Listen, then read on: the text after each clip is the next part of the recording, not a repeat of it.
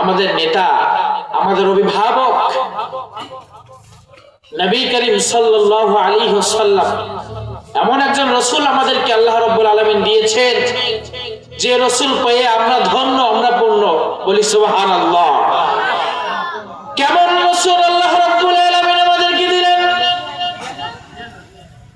আল্লাহ রাব্বুল আলামিন এমন নবী আমাদেরকে দিলেন, যেই নবী পৃথিবীতে নাইলে মহান আল্লাহ রাব্বুল আলামিন এই পৃথিবীতে কিছু সৃষ্টি করতেন না।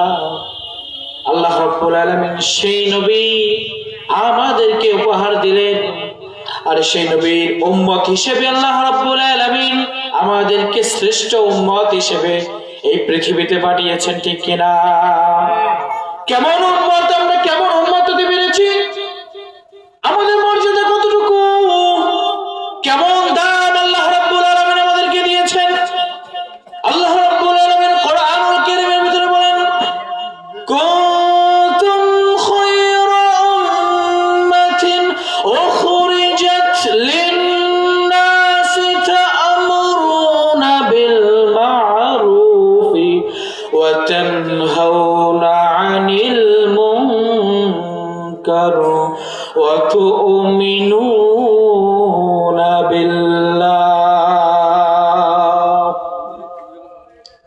আল্লাহ রাব্বুল আলামিন আমাদেরকে এমন এক নবী উম্মত বানিয়েছেন, তিনি আমাদেরকে এমন নবী দিয়েছেন, কুনতুম খায়রা উম্মাতিন উখরিজাত লিন-নাস। আল্লাহ রাব্বুল আলামিন আমাদেরকে আদম নবীর উম্মত বানান নাই, নূহ নবীর উম্মত বানান নাই, ইব্রাহিম নবীর উম্মত বানান নাই, ঈসা নবীর উম্মত বানান নাই, মুসা নবীর উম্মত তিনি আমাদেরকে বানান নাই। তিনি আমাদেরকে এমন নবীর উম্মত বানিয়েছেন, কুনতুম খায়রা উম্মাতিন উখরিজাত লিন-নাস, শ্রেষ্ঠ মানুষ হিসেবে, শ্রেষ্ঠ উম্মত হিসেবে এই পৃথিবীতে যিনি আমাদেরকে পাঠিয়েছেন তিনি কে? ওই আল্লাহ রাব্বুল আলামিন আমাদেরকে এমন নবীর উম্মত বানিয়েছেন, যিনি আখির নবী, শ্রেষ্ঠ নবী, তারপরে আর কোন রাসূল নাই। তিনি এই শেষ জামানার নবী, এবং আল্লাহ রাব্বুল আলামিন থেকে সকল নবীদের নবী বানিয়েছেন। বলি সুবহানাল্লাহ। তাকে আল্লাহ রাব্বুল আলামিন এমন নবীর উম্মত বানিয়েছেন, এমন নবীর উম্মত বানিয়েছেন, আমরা এমন নবীর উম্মত হতে পেরেছি, আমরা সেই নবীর উম্মত হতে পেরে ধন্য, ঠিক কিনা যেন বলেন? যেই নবীর উম্মত আমাদেরকে আল্লাহ রাব্বুল আলামিন বানালেন, আর এই পৃথিবীতে কিছু কুলাঙ্গারের বাচ্চা আছে, নাস্তিকের দল আছে, যারা এই নবীকে নিয়ে কটূক্তি করে, সেই রাসূলকে নিয়ে অযৌক্তিক কথাবার্তা বলাবলি করে। আল্লাহ রাব্বুল আলামিন বলেন, আমার নবীকে যারা মানবে না, আমার নবীকে যারা অবহেলা করবে, নবীর বিরোধিতা যারা করবে, এই পৃথিবী, এই দুনিয়াতেও তাদের জন্য দুনিয়াও শেষ, আখিরাতও শেষ, সবকিছু বরবাদ হয়ে যাবে, ঠিক কিনা?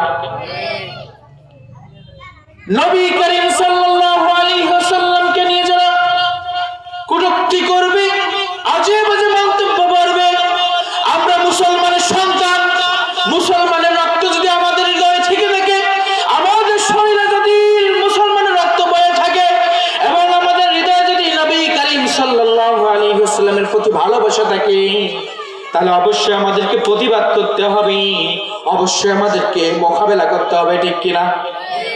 আমরা তো মুসলমান, ঠিক কিনা?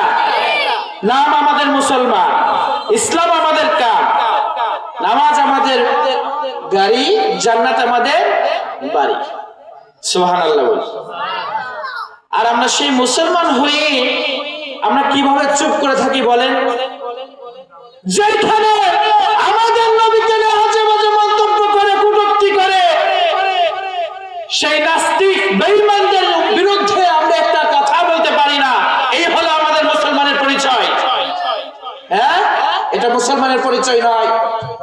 এই পৃথিবীর জমিনে যারা রাসূলকে নিয়ে কটূক্তি করবে, আল্লাহ কোরআনকে নিয়ে কটূক্তি করবে, আল্লাহ তাআলাকে নিয়ে কটূক্তি করবে, তাদের জিহ্বা টেনে ছিঁড়ে মুসলমানের মতো এখনো সবাই আছে, হুঙ্কার দিতে হবে, গর্জন দিতে হবে। বিড়ালের মতো 500 বছর বেঁচে থেকে লাভ নাই, সিংহের